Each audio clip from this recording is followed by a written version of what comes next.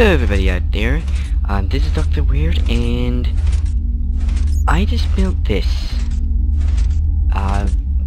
For everybody who nearly instantly recognized this, well, great. This is the Tardis. Fully working, no mods, 1.6. The sound you're hearing is actually being played while we're speaking, not edited in. And this is a fully working Tardis. Now, you see, I'm not that good at building, but the technique works. Right now we're trapped in this room, this door does nothing, and we can't get out. So that's because these lights indicate we are still in the vortex. So let's target a destination to get out. Should go off in a second. There we go. Beginning to stabilize. And we should be ready to go in a second.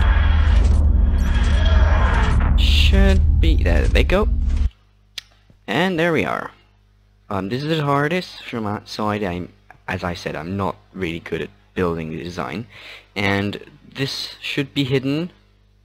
But I think I didn't use Seth Blink's filter right. I couldn't move it. So it just has to stay here for a while.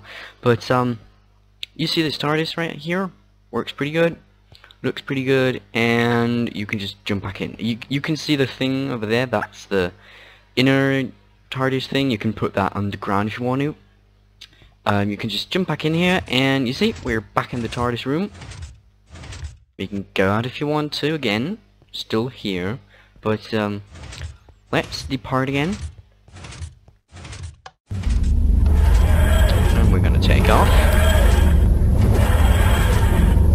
Even with the nice Doctor Who sounds, very nice. I think I made a good job on the effects.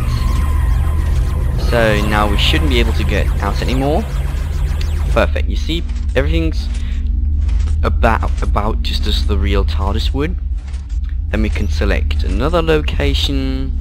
I didn't make the buttons as fancy as I could, but they work. They do what I should do. You can put them somewhere else if you want to. I'm going to show you the technique behind all of this later on, once I've finished showing you the locations.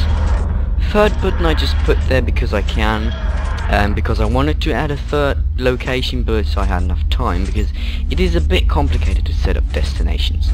Now we're stabilized again, and we should be good to go outside. So, you see we are somewhere else, and if we have a look over here, this TARDIS should actually be disappearing. Yeah, see? So the TARDIS does disappear, and it does reappear. So if I'm going to select another location or just put it TARDIS back into the vortex, this will disappear. So we can just hop back in and go back to the vortex, vanish from everybody. And if we have a look outside, you're going to see that the TARDIS, which should be seen here, actually completely vanished. So that's a very nice effect, especially when this is gone. You can put that in adventure maps if you want to, and I think it would look really nice there. Now the transmission when TARDIS appears and when it disappears and where is done by scoreboards. I got a TARDIS create scoreboard and a TARDIS delete scoreboard that gets set to a specific value for location of creation or deleting, and the player for the scoreboards is the player who stands in here, but it should work with multiple players, so you can put this on a multiplayer server for easy transport. What you can't do is remote control this thing, so there has to be somebody in here, but you can just set up warps or something to warp back in here and then get another location. And let's hop outside again, stabilize the TARDIS, or whatever it's called. I don't know really, but I wanted to make a TARDIS. Alright, so you can see it's actually here again. So it does appear and disappear, and let's have a look at the technique behind all this. So you did hear the humming sound which comes from this one, this clock.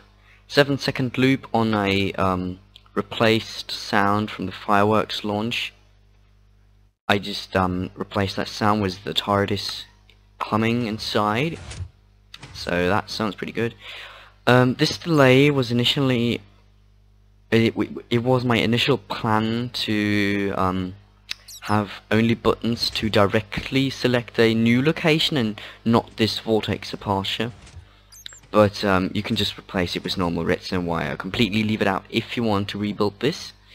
Then this might seem a bit complicated, but what is happening here is if you are leaving, so like going away from the Tardis location, so from there teleporting to somewhere else, you have to press this button first, and that will reset all of these to 0, so they will not activate the command blocks, they'll do nothing. And before that there's a bit of delay to ensure that this signal here travels first, and this one just plays the tone for the Tardis leaving and sets the command block scoreboard for the player inside here, the deleting scoreboard list, to the number of the Tardis that will be deleted. So if I look here, you can see Tardis delete set to 1, here it's set to 2, so 1 would be over there, 2 would be the thing over there, and then some test for commands. Look for players with the specific value there, and then if there's a player with Tardis delete 1, this one would delete this Tardis here and set the scoreboard number for that player back to 0, so that it doesn't constantly keep deleting it, which would be kind of pretty useless. Then when you select a new location with the 3 buttons here, note this is only possible if, when you can see here, all of these are reset. So if you first put the vortex button, otherwise the pistons will be up and block the signal. This is also the signal that controls the lamps in here, the control lamps, if you are on the vortex or not.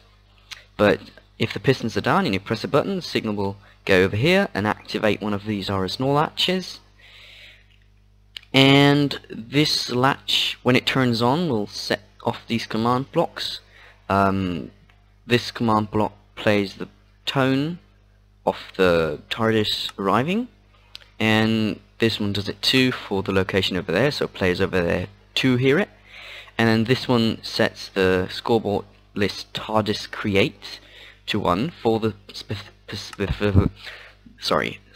player in here, and this is exactly the same as Tardis delete, but for creating the Tardis.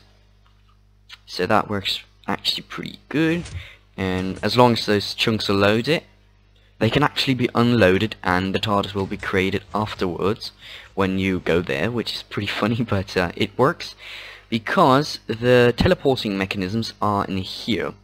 You can see just some hopper clocks with some stuff in them which regularly activates these command blocks, and these hopper clocks can only run if the matching RS latch is turned off, or better turned on. So if if location 1 is selected, this clock can run.